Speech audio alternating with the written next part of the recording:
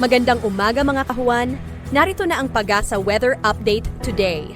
So yung low pressure area po dito sa loob ng ating Philippine Area of Responsibility ay huling namataan sa layong 455 kilometers ng north of Kalayaan, Palawan or dito sa may Pag-asa Island.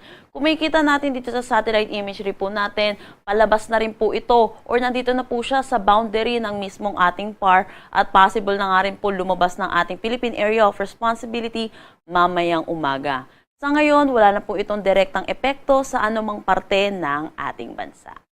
Samantala, meron pa rin tayong easterlies or yung mainit at malinsangan na hangin na nanggagaling sa dagat Pasipiko na umiiral dito sa buong bansa po natin. Ito rin po yung nagdadala sa atin ng mainit at malinsangan na panahon lalo na sa tanghali hanggang hapon at yung mga matataas na tsansa ng mga localized thunderstorm lalo na sa hapon at sa gabi. Wala rin naman tayong binabantayan na susunod na possible na low pressure area or bagyo matapos po itong low pressure area po natin. Para naman sa ating magiging panahon ngayong araw dito sa Luzon, inaasahan po natin makakaranas tayo ng generally fair weather or maaliwalas na panahon. Pero asahan din po natin yung init at alinsangan lalo na po sa tanghali hanggang hapon na may mataas na tsansa ng mga localized thunderstorm lalo na sa hapon at sa gabi. Agwat ng temperatura for Metro Manila, 25 to 34 degrees Celsius, Lawag, 25 to 33 degrees Celsius.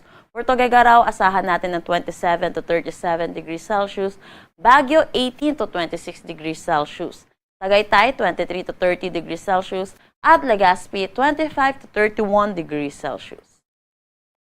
Para naman dito sa may Eastern Visayas, Caraga at Davao Region, dulot ng easterlies, asahan natin makakaranas sila na maulap na papawirin na may mga kalat-kalat na pag-ulan.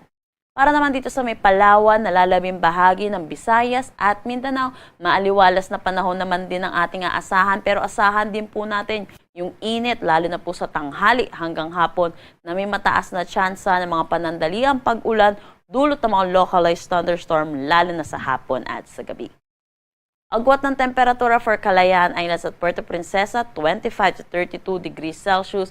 Dito sa may Iloilo, Cebu at Tacloban, asahan natin ng 25 to 31 degrees Celsius. Cagayan de Oro, 24 to 32 degrees Celsius.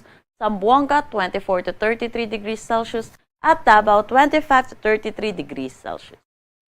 Para naman sa ating heat index ngayong araw, inaasahan natin dito sa Metro Manila, 43 degrees Celsius. Kung makikita po natin, danger level po ito. Kagaya na rin po dito sa may Etiagi, Isabela na possible po na 45 degrees Celsius at ito po yung possible na pinakamataas nating maitala ngayong araw. So iba yung pag-iingat lang din po para sa ating mga kababayan dulot po ng init ng panahon.